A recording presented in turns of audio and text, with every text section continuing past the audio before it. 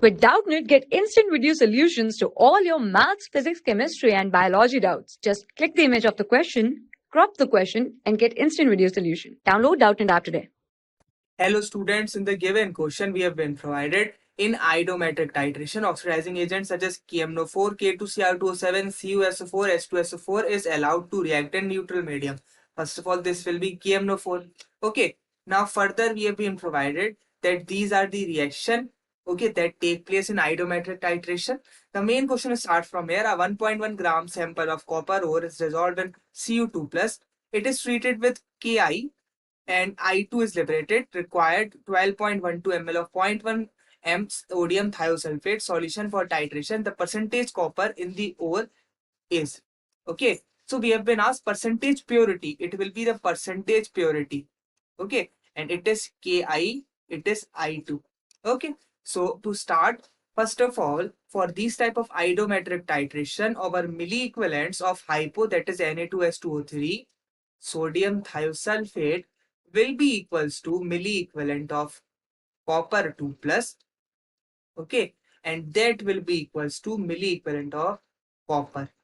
Okay, so we have this condition. Now we can find the percentage purity with the help of this. How? First of all, milliequivalent of sodium thiosulphate will be equals to its molarity into the volume. So its molarity is 0.1, volume is 12.12. We have to put the volume in milliliter because we are talking about milliequivalent. Okay, this will be equals to milliequivalent of copper 2 plus, which will be weight of copper upon molar weight, that is 63.5. Okay, copper's atomic mass is 63.5 divided by 2. Okay, and into 1000, since we are converting it into milli equivalent. So the weight of copper will come out to be, using this we can find the weight of copper. So our weight of copper comes out to be 0.076 gram.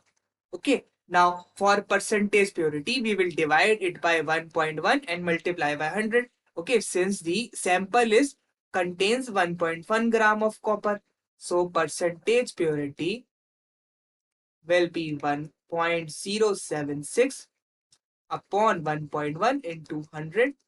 That comes out to be 6.99%, nearly equals to 7%, which is in option number B. Hence our answer for the given question is option number B. Okay, and there is just one correction, that there will also be 1 2, because we are talking about milliequivalent of sodium thiosulphate, so we will multiply normality into volume. Okay, and for normality we have to multiply by 2, that is the n factor of sodium thiosulphate, into its molarity. Okay, so this is the formula for milliequivalent.